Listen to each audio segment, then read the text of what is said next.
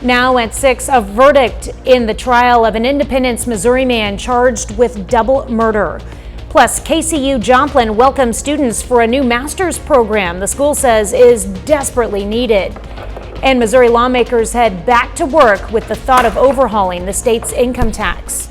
The 4 states' most watched news starts now. A jury hands down a guilty charge for an Independence, Missouri man charged with double homicide. This is KOAM News. I'm Tanya Bach. Today was day 5 of the trial of Kyle Lynn Butts, who is accused of the shooting deaths of 59-year-old Craig Gwynn of Pineville, Missouri, and 47-year-old Jeremy Murphy of Anderson, Missouri, and also the attempted murder of then 27-year-old Seth Gwynn from Pineville.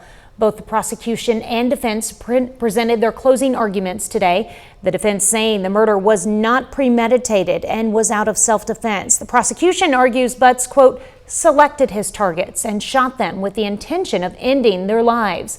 The case, which had been sent to the jury this afternoon, found Butts guilty on all counts. Authorities need your help identifying 2 people who caused thousands of dollars in damage to the Jasper County Court building on South Pearl Street in Joplin. The suspects crashed the electric scooters into the building's pillars on December 16th. The suspect vehicle was spotted at the Liberty parking garage at 6th and Wall. If you recognize these individuals, contact the Jasper County Sheriff's Office. Meteorologist Austin Stantz joins us now with a first look at weather. Thanks, Tanya. Yeah, so commute hour in full effect tonight. Things still fairly mild for this time of year. Roads are dry and clear right now.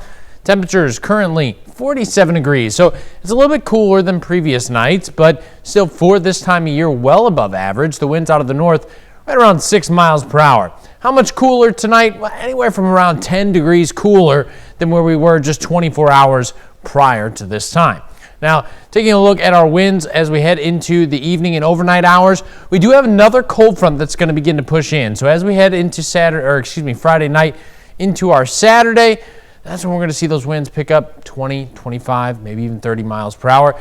A brief chance of just a sprinkle, I'd say, maybe a little bit of a wintry mix, not completely out of the question. We're also going to take a look at your full weekend forecast and what Mother Nature has in store for us next week coming up. All right, thanks, Austin.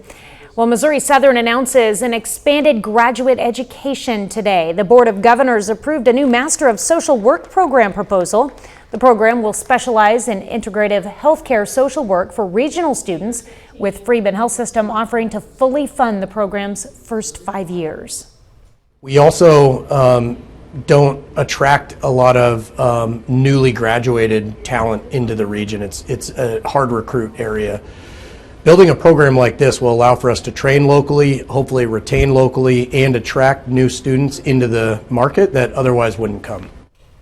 The university must still secure approval from the Council for Social Work Education before the program can kick off. Kansas City University's Joplin campus is officially welcoming its first class of anesthesiologist assistants, a program school leaders say is desperately needed.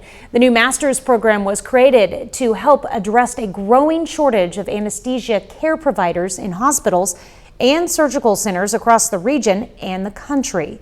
The program, launched after local health partners, including Freeman Health System and Mercy, identified anesthesia support as a critical need.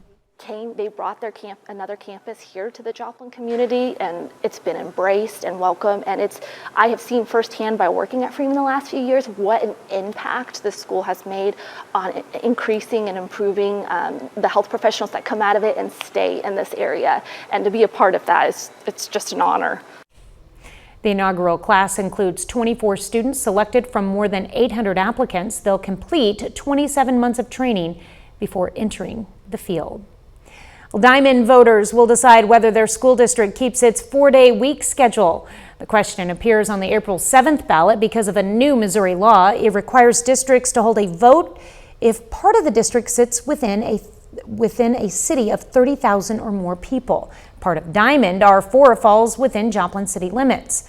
A yes vote continues the 4-day schedule for the next 10 years. The measure needs a simple majority to pass. According to the Missouri Secretary of State's website, voters must register by March 11th to participate in the April election.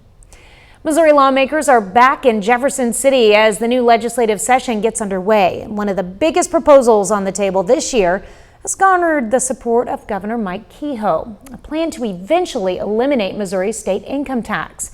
KOAM's Nellie Lopez has the details on how lawmakers are taking up the issue. This week, Missouri kicked off 2026 legislative session. In December, nearly 700 pre-filed proposals were submitted that will now come before the chambers. The governor of the state of Missouri, Mike Kehoe, made a statement about what he hopes to accomplish this year.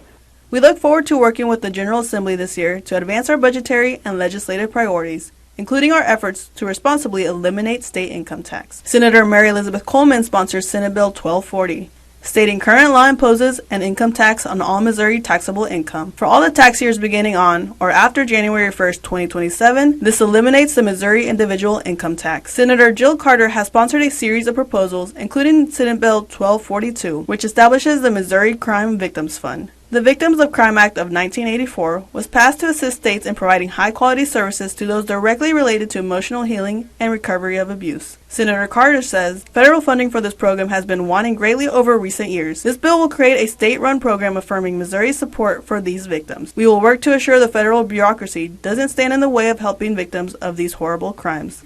The Senate will reconvene on Monday, January 12th.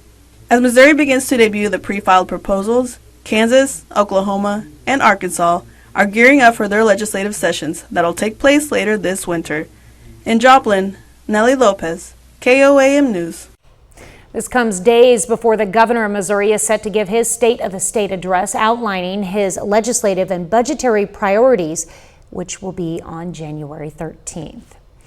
Teamwork provides the foundation for many sports, but what about the officials? Coming up, Sports Director Ryan Blank takes a closer look at the ties that bind the folks who officiate the game. But up first, Pittsburgh Chamber of Commerce hosts its legislative send-off. This is where Kansas elected officials from the area can speak directly to their constituents about their priorities for the upcoming session. I'm Ty Parks on that story coming up. The 2026 legislative session also kicks off in southeast Kansas. The Missouri Chamber of Commerce held the 2026 legislative send-off on the campus of Pitt State. KOAM's Ty Parks has details from the meeting. The Pittsburgh Chamber of Commerce holds a legislative send-off in the Alumni Center. Community members of Pittsburgh are able to listen to the priorities of the elected officials. The Chamber for so long has always been a big supporter of state funding for Pittsburgh State University, and will continue to do that. We've also been big proponents for transportation projects through southeast Kansas. State Senator Tim Schallenberger shares his thoughts on the upcoming session. Well, I don't have a particular personal agenda. There are some issues related to health care, pharmacies, some contracts, negotiation type things that I've got some bills drafted for. Other than that, it's just trying to help manage the whole thing. Pittsburgh State will be in fine shape. They're growing. Pittsburgh is growing. One of the few small towns in Kansas that's holding its own or growing. We still have high poverty levels down here, but we're working on that. So what we need some real good private sector jobs. Kansas House Representative Chuck Smith believes the main theme of this session is management. I don't think there'll be great changes. I really do. We'll do what we can. We'll help hospitals. We'll help nursing homes. We'll help, daycare people. But that's a form of health care. And, like I say, we will do that kind of thing. In Pittsburgh, Ty Parks, KOAM News. Now, some of the concerns brought up from community members are about child care requirements and property tax changes. Well, to be the first to see breaking news, weather, and sports, all you have to do is download the KOAM News app. It's available free of charge in the Apple App Store and the Google Play Store. Just search for the KOAM News app. A little later, success tastes sweet at Carthage Junior High. Hundreds of students celebrate academic achievements with a pancake breakfast. A jacket might be needed this weekend as a cold front pushes in. I'll have details coming up next.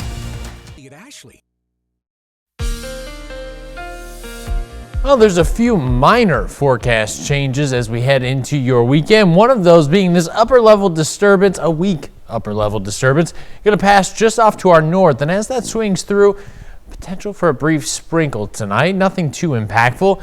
Heading into the evening and overnight hours tonight, cold front's not going to pass till after midnight. Still fairly mild by the midnight hour, right around 44 degrees there. Well, here's that cold front that begins to pass as we head into midnight. Winds are going to pick up as well. Here's our winds. They're going to be shifting out of the northwest here. Wind's going to start increasing to around 20-25 mile per hour gusts out there overnight into our Saturday morning. Here's our chance for a sprinkle. It is possible that one of these sprinkles could make their way or stretch down just south of I-44, but most of it going to be well north of 44. Now, if you're going to be traveling overnight towards Kansas City for the weekend, you could run into one of these light showers, maybe even a brief wintry mix, a snowflake or two, but it's really not even going to be enough to dampen the roadways or cause travel impacts. But do notice temperatures start heading down as we head into the overnight there. That's the cold front passing. Temperatures a little bit cooler than we've seen as of late, so it's going to feel a little chilly out there overnight. Temperatures falling to around 33 degrees. Wintry mix possible. Gusty winds, especially north of 44 as we head into the evening tonight. Dew points are relatively dry as we head into the overnight. They're mid-30s or so. And usually when we talk about dew points, that's how much moisture is in the air. Now, we talk about relative humidity. That's telling us how much the air is actually saturated or close to saturation. So if you think about relative humidity, right? Cold air is a sponge and warm air is a sponge. We think of them as sponges. Now, warm air is going to be a larger sponge and cold air is warm air is a larger sponge, cold air is a smaller sponge. Relative humidity tells us how full those sponges or the air is.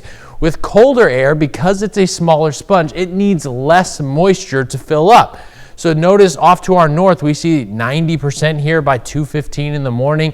That's indicating that that cold air sponge is getting full. That's why we could see just a brief sprinkle, especially north of 44 as we head into the overnight hours. 48 degrees heading into tomorrow. Skies clear out, going to be mostly sunny out there. That's good news. Here's a look at your weekend. 42 Sunday, a little bit cooler, but plenty of sunshine. Winds are going to be calm out there. Taking a look at what's ahead for us, notice here, Monday, back into the 50s. We go into a slight ridge, 55 degrees, near 60 on Tuesday. A little short wave begins to work its way through, could bring a few showers. Then we start to see temperatures cooling back down. Our flow is going to shift out of the north. That's going to bring the opportunities for some cooler temperatures, maybe even a few snow showers late next week. Take a look at how these temperatures drop off. 27 on Sunday next week, and then 12 degrees overnight. Boy, is that going to be chilly. I'll be sleeping with 2 blankets next Sunday. Yeah, pull out the electric blanket if you have one too. Absolutely. All right, thanks, Austin. Well, if you're looking for fun winter events right here in the 4 states, but don't know where to turn, we've got you covered. This handy QR code will take you straight to the events page of our website, KOAMnewsnow.com. Just scan it with your phone and you'll find information on all kinds of family fun events, everything from chili fundraisers to blood drives to theater productions. That's the event page at KOAMnewsnow.com. Still ahead, the relationships that a team creates last a lifetime. But what about the referees who officiate the games? Coming up in sports, we detail the relationships between officials and the friendships that they cherish.